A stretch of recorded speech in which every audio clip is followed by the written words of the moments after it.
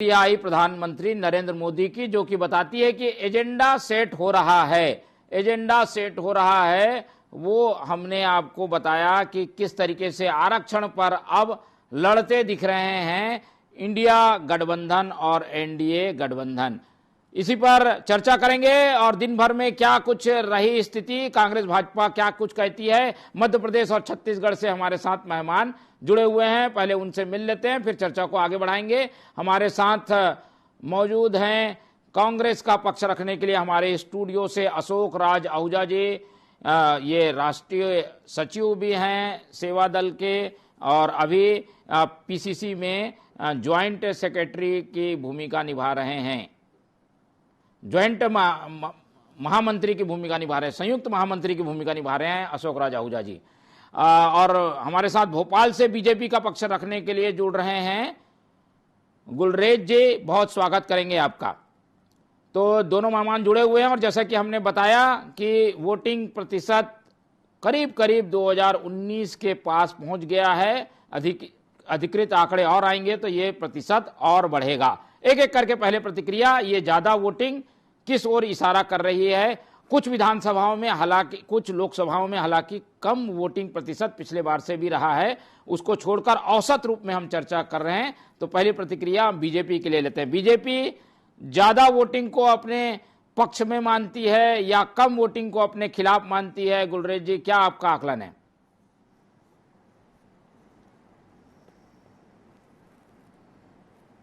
तब भी हमारा टारगेट जो था, हमारा जो पन्ना था, उसने पन्ना प्रमुख ने 95% से ज्यादा अपना स्ट्राइक रेट दिखाया था।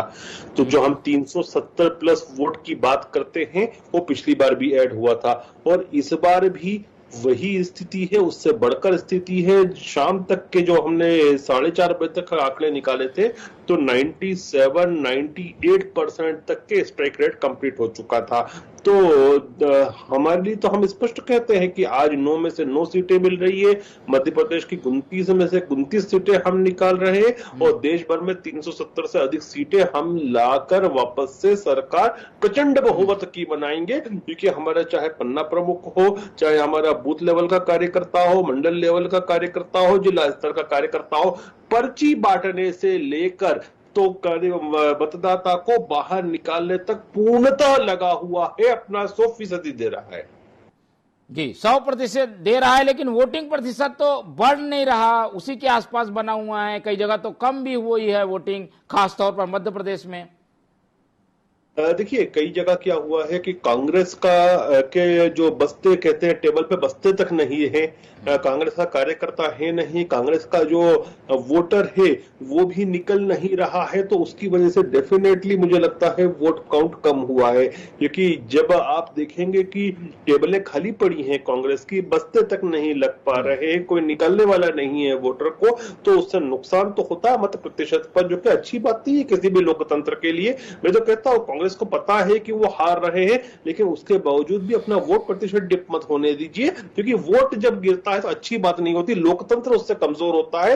लोकतंत्र को बढ़ाने के लिए कांग्रेसियों को भी मेहनत करनी चाहिए, अपने वोटर को निकालना चाहिए। चलिए, कमजोरी विपक्ष में हो तो जो कसमकस की लड़ाई है वो नहीं दिखती और इस कारण से वोटिंग प्रतिशत कम भी होता है, ऐसा भी आकलन है। बीजेपी ये मान के चल रही है। अशोक राज आहूजा जी से सुन लेते हैं, मध्य प्रदेश और छत्तीसगढ़ के लिहाज से इस पूरे वोटिंग टर्नआउट को किस तरीके से आंक कर चल रही है कांग्रेस? अशोक जी, देखिए, मेरा मानना है कि वोटिंग का प्रतिशत कम किसी पार्टी की ज़्यादा लोकप्रियता या किसी पार्टी की कम लोकप्रियता या पोलिंग एजेंट नहीं बैठे हैं या बस्ते खाली हैं या टेबल खाली, उससे फर्क नहीं पड़ता। भीषण गर्मी कम वोटिंग प्रतिशत का कारण है।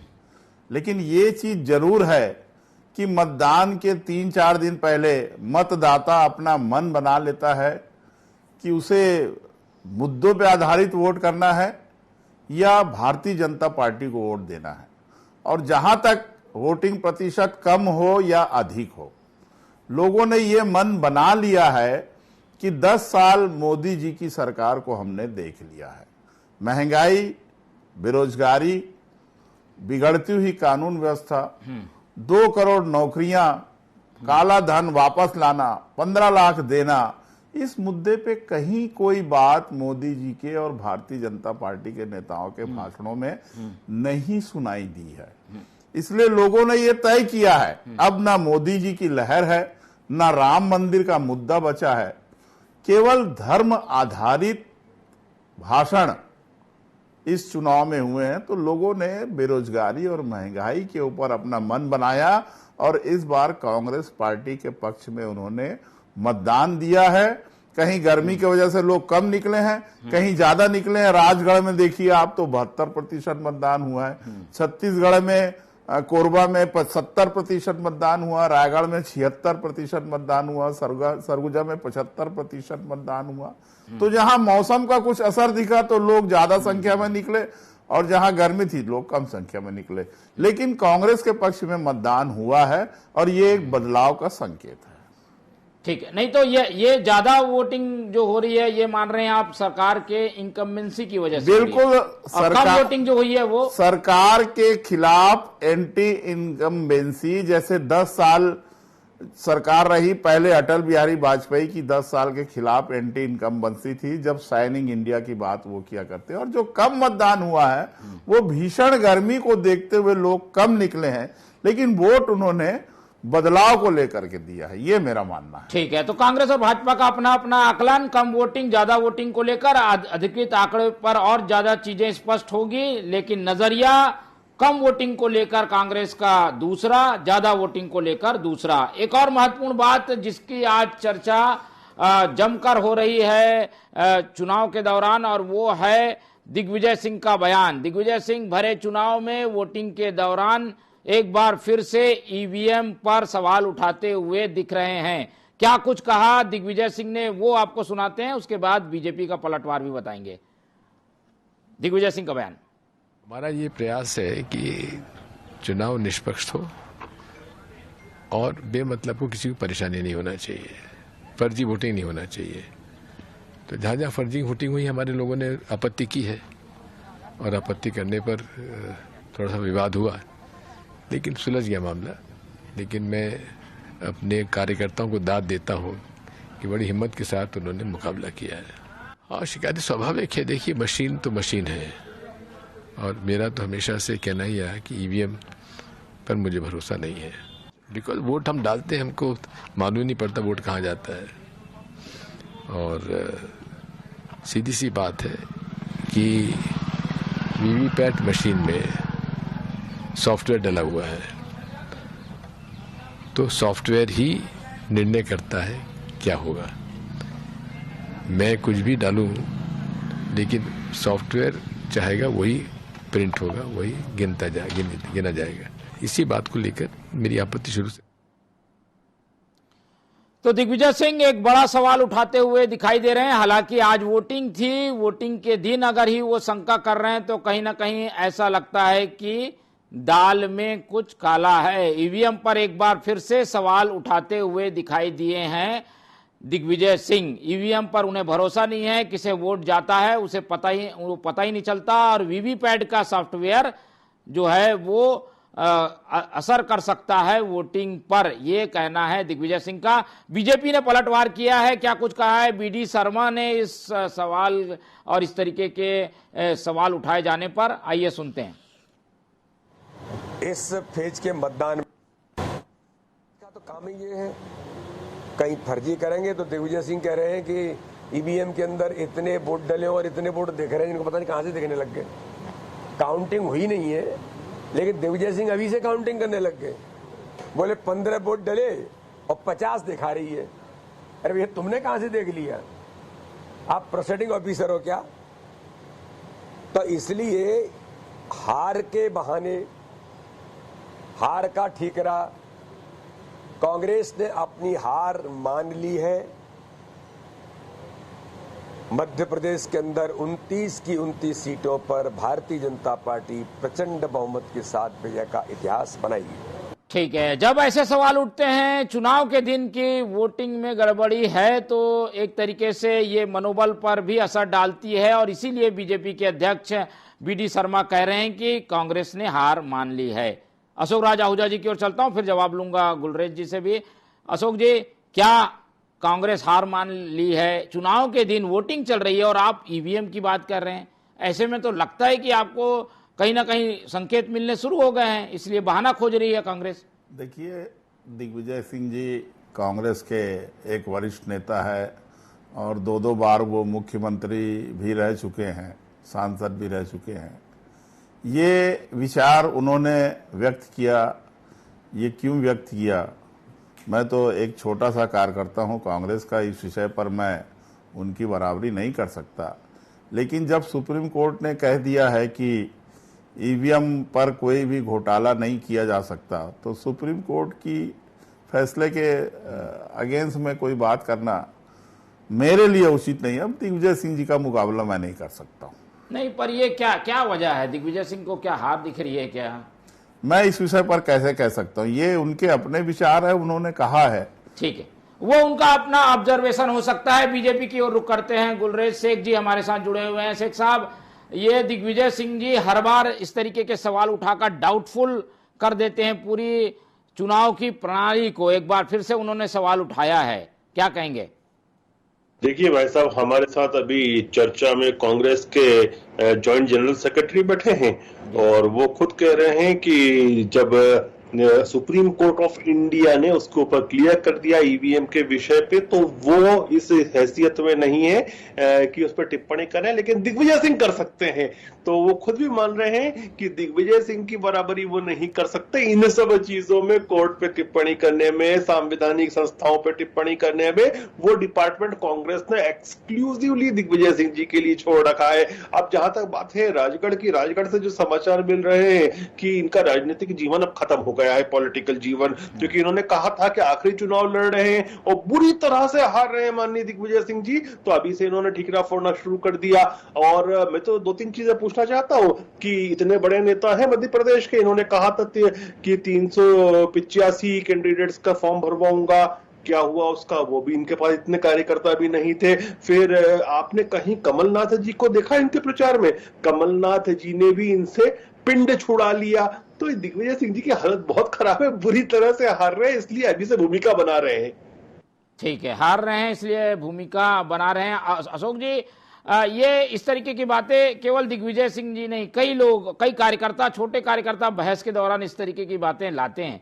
पार्टी इसमें स्टैंड क्लियर क्यों नहीं करती? देखिए, अभी चुनाव के नतीजे आए नहीं है, अभी आज तो मतदान हुआ है और भाई साहब ने जो कहा कि दिग्विजय सिंह जी हार रहे हैं, मैं नहीं समझता कि दिग्विजय सिंह जी इस चुनाव को अब हारेंगे, क्योंकि लोकसभा में मैं समझता हूं कि ये उनका आखिरी चुनाव शायद होगा। और जनता, राजगढ़ की जनता, मैंने देखा है कि पहले भी वो 2-3 बार सांसद रह चुके हैं, तो राजगढ़ की जनता जिस तरह से मतदान का प्रतिशत निकल के आया है, दिग्विजय सिंह जी के साथ पूरी तरह से खड़ी है और दिग्विजय सिंह जी निश्चित रूप से इस बार राजगढ़ से सांसद का चुनाव जीत कर जाएंगे।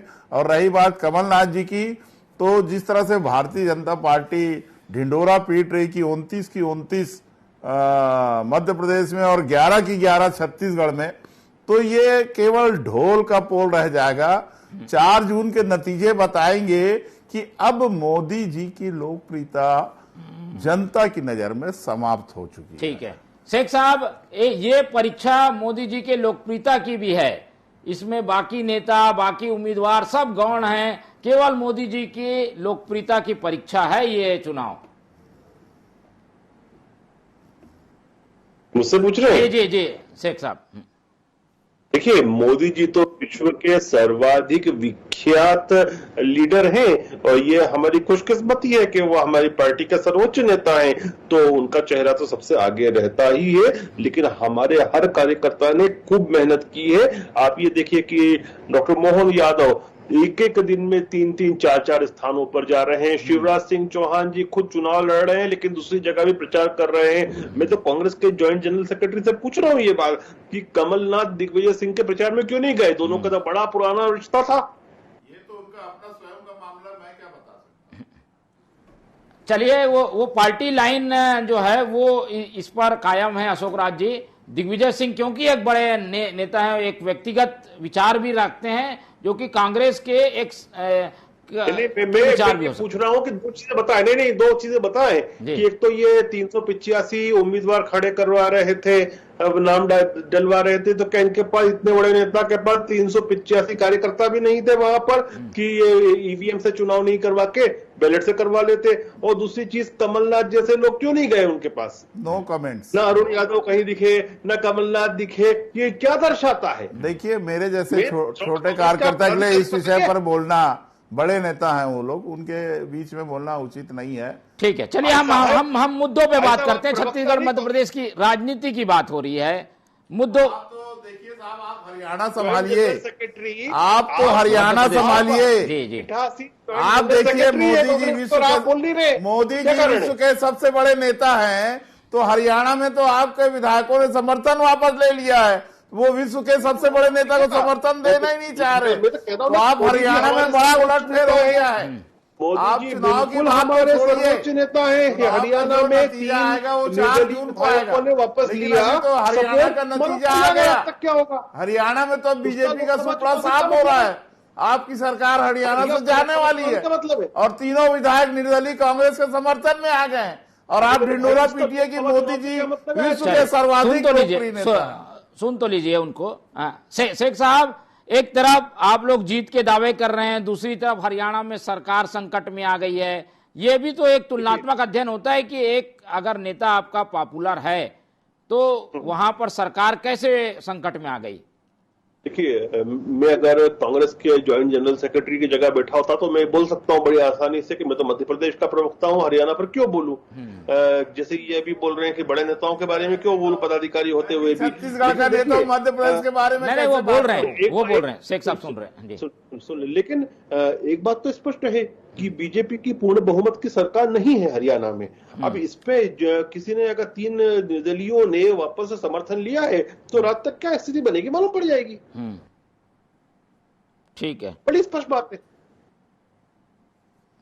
चलिए, वो मुद्दा अलग हो जाएगा। हम आज के चुनाव पे चर्चा कर रहे हैं। देखिए, आप भी मुझसे सवाल कर रहे हैं मध्य प्रदेश के बारे में, मैं क्या बता सकता हूं? मैं तो छत्तीसगढ़ में नहीं, हम एक ओवरऑल चर्चा कर रहे हैं। चलिए, छत्तीसगढ़ मध्य प्रदेश में सीटों की अगर बात करें तो एक तरफ 9 सीटों पे चुनाव, एक तरफ 7 सीटों पे चुनाव। इसमें पार्टी का कुछ ऑब्जर्वेशन होगा अशोक जी, आप लोग कितना आकलन करके चल रहे हैं कि हमें कितनी सीटें मिल जाएंगी? मैं छत्तीसगढ़ के बारे में आपको जानकारी दे सकता हूं, क्योंकि मैं छत्तीसगढ़ में पिछले 24 साल से यहाँ निवास कर रहा हूं, और हमारा राज्य मध्य प्रदेश से अलग हो चुका है। तो अगर आप छत्तीसगढ़ की बात करेंगे तो यहाँ 2014 और 2019 निश्चित रूप से मोदी जी की लहर थी, मैं मानता हूं, और धार्मिक आधार पर लोगों ने उनको वोट दिया।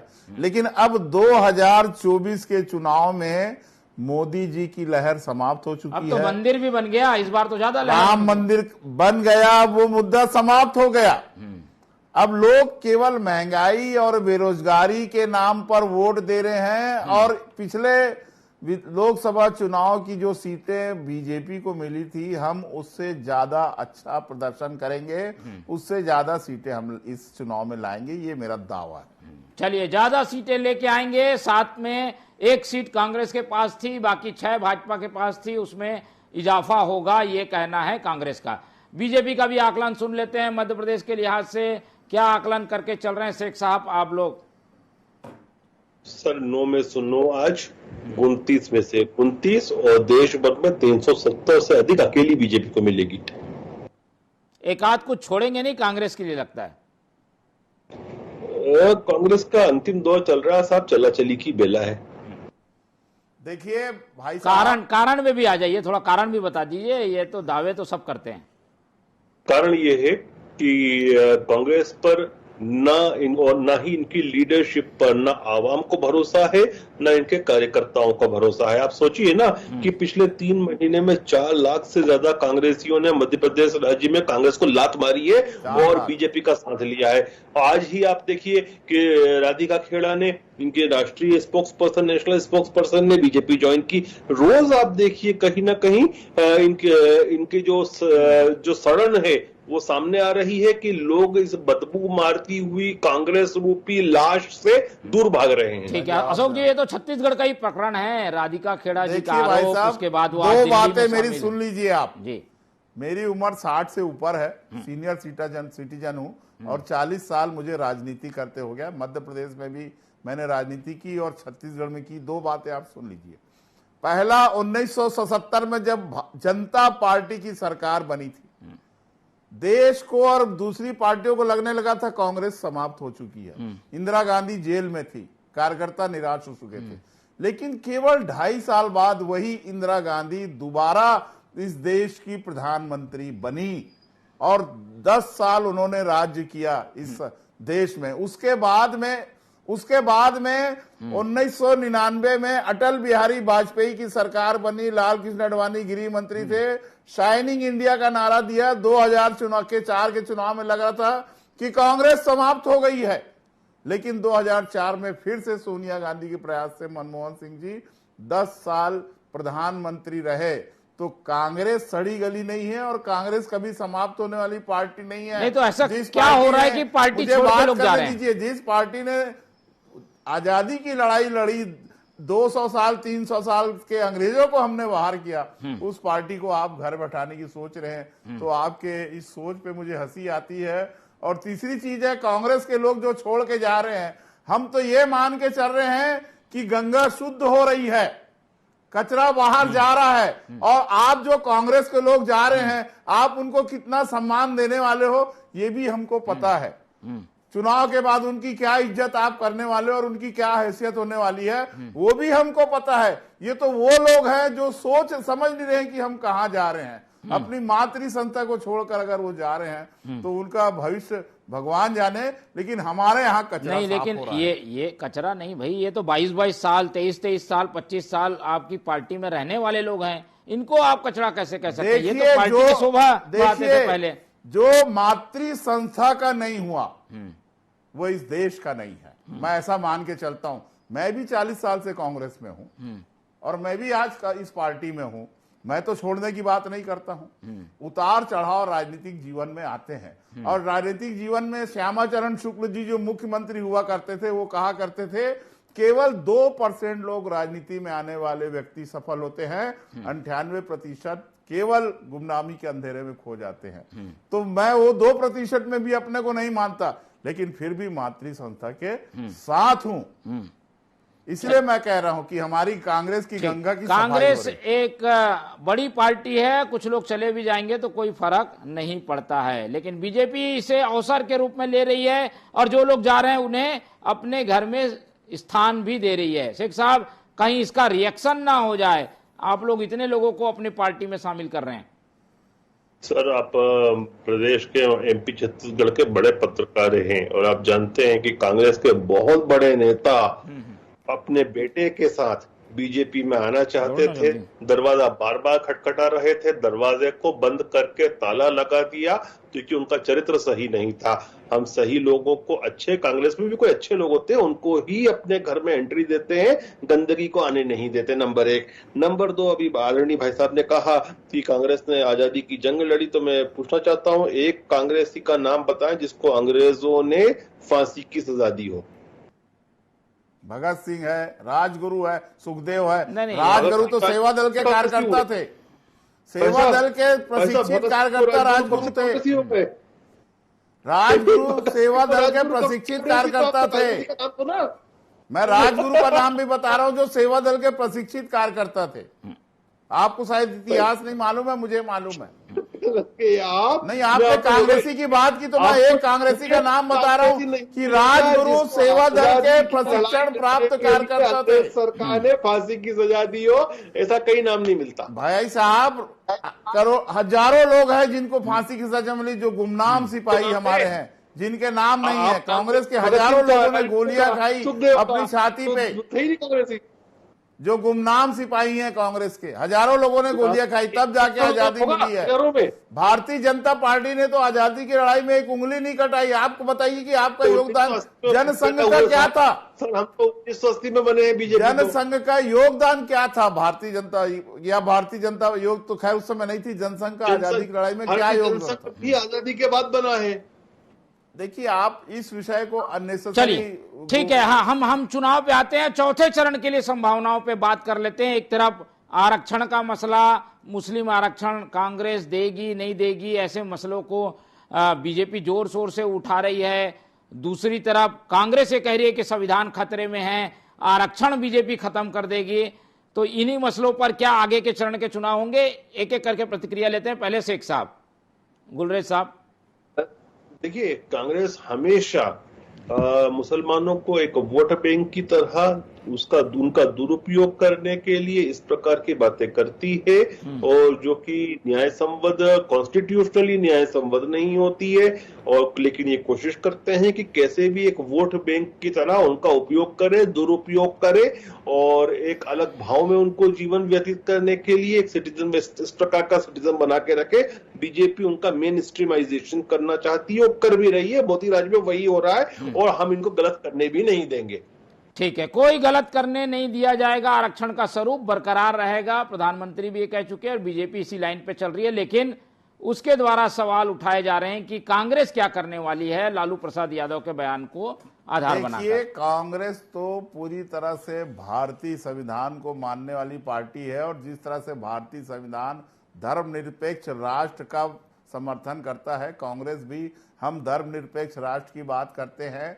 हिंदू, मुस्लिम, सिख, ईसाई, जैन, बौद्ध, पारसी सभी को लेके कांग्रेस चलती है। और कांग्रेस का तो नारा भी रहा है, न जात पर न पात पर मोहर लगेगी हाथ पर। इसीलिए हम किसी तरह से भेदभाव मतदाताओं में या जनता में नहीं करते हैं, केवल हम विकास के मुद्दे पर बात करते हैं। जिन बातों को लेकर आपने 2014 और 2019 का चुनाव लड़ा, उन बातों को सामने लाइए कि कहाँ है साहब आपका काला धन, कहाँ है आपका 15 लाख रुपया, कहाँ है 2 करोड़ नौकरियां, कहाँ है बेरोजगारी कहाँ से दूर हुई, महंगाई कहाँ से दूर हुई। आपके ही महिला नेत्रियां गैस के सिलेंडर ले लेके और 400 रुपए का सिलेंडर हम कम कर देंगे। आपके बाबा रामदेव पेट्रोल जो है 60 का था 35 में दे देंगे।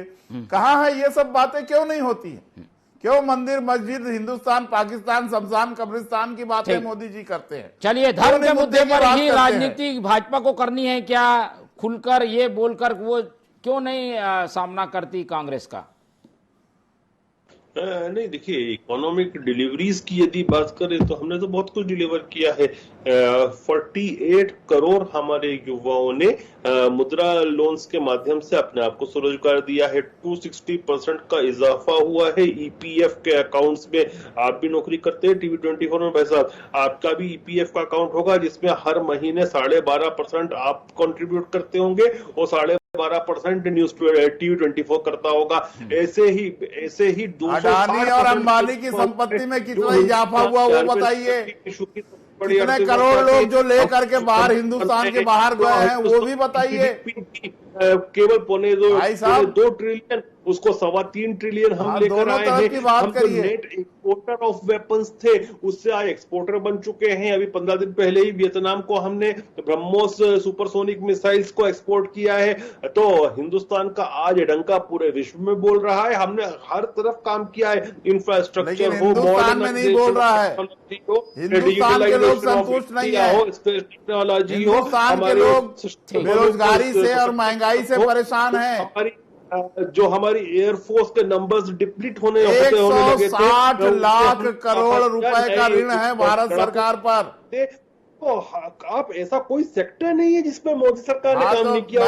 आंकड़े आपके आंकड़े अधूरे, सुन लीजिए। चलिए, ये बहस तो चलती रहेगी। ये आखिरी जवाब मेरा सुन लीजिए मोहन जी कि 1952 में जब पहले आम चुनाव हुए थे और 2014 तक 80 लाख करोड़ रुपए का ऋण भारत सरकार के ऊपर था, और इन 10 सालों में 160 लाख करोड़ रुपए का ऋण भारत सरकार के ऊपर है। ये आंकड़े रख लीजिए। और अडानी अंबानी की संपत्ति कितनी बड़ी ये भी बताइए। और जितने लोग करोड़ों रुपए लेके बाहर गए हैं वो भी बताइए, वो कब आएंगे इस देश में? दर्शाता है कि आपकी जीडीपी बनाम आपका ऋण का रेशो कितना। लोग रो रहे हैं जीडीपी के नाम से, लोग रो रहे हैं नोटबंदी के नाम से। तो बड़ा हेल्दी स्तर पर चल रहा है। और अभी इंटरनेशनल मॉनिटरी फंड, देश का आम आदमी परेशान है महंगाई बेरोजगारी से, जीडीपी से। दही पे जीडीपी, लस्सी पे खाने पीने की चीजों पे जीडीपी लगती है क्या कभी? कैसी बात कर रहे हो आप? कल आप केवल ऐसा है होता चना बाजे घना वाला हिसाब आपका है भाई साहब। चलिए, वोटिंग हो चुकी है और अब जनता का फैसला जो है ईवीएम में कैद हो गया है। बाकी के चरणों में क्या कुछ होगा इस पर हम आगे भी डिस्कस करते रहेंगे, क्योंकि ये सियासत है वो खत्म होने का नाम नहीं लेती। तीसरे चरण के चुनाव खत्म हो चुके हैं, कांग्रेस और भाजपा अपने अपने एजेंडों पे आगे भी काम कर रही है। ऐसे में क्या होगा आगे, वो आगे चर्चा करेंगे। फिलहाल तीसरे चरण की इस पूरी चर्चा को आज यहीं खत्म करते हैं। इस पूरी चर्चा में हमारे साथ थे अशोक राज आहूजा जी, बहुत धन्यवाद। हमारे साथ मध्य प्रदेश से जुड़े गुलरेज शेख साहब, उनका बहुत धन्यवाद।